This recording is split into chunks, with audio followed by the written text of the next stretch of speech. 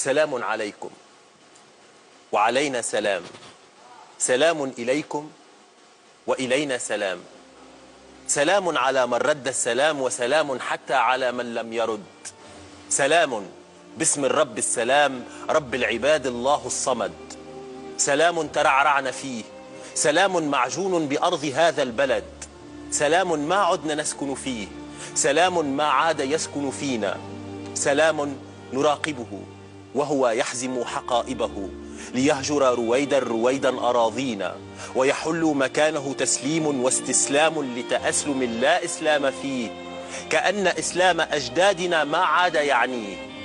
أتدرون لما يهاجر منا السلام؟ أتدرون لما يعم فينا الظلام؟ ببساطة لأننا مجتمع يخاف، نحن مجتمع يخاف الاختلاف.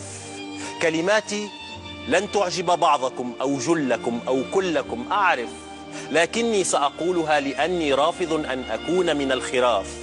نحن مجتمع يرفض الاعتراف أنه مجتمع يعيش التخلف، نحن مجتمع يصيح بكل صفاقة ويدعي أنه حامل لفكر مختلف، نحن مجتمع يهوى التعالي من فراغ ويدعي أنه مجتمع مثقف. يا ويل ما هذا القرف، فقبول الاختلاف عندنا ليس إلا غلاف.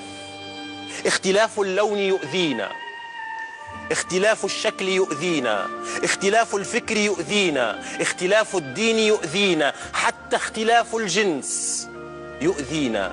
لذا نحاول اغتيال كل اختلاف فينا، تحولنا لبعضنا سما زعاف. نحن مجتمع أحمق من الحمق، نعم نحن مجتمع أحمق من الحمق، نتنازع على التفاهات والترهات والخرافات ونرفض دوما أن نغوص في العمق. ولا أبرئ أحدا، لا مدنيين ولا ساسة، لا من يستكين لبلادة الصمت ولا من يدعي فينا القداسة، لا من يتبع الغرب كالأعمى ولا من يريد إعادة أمجاد الخلافة والنخاسة وتقطيع الأرجل من خلاف. دعونا اليوم نجرب أن نغوص فينا في أعماقنا، دعونا نجرب أن نعانق أرواحنا، دعونا نجرب أن نعانق في الأرواح اختلافاتنا. ها أنا أمامكم بلوني، بشعري، بشعري، بأطواري، بأفكاري، أنا لا أخافكم، أنا لا أخاف اختلافكم عني لأنني منكم ولأنكم مني.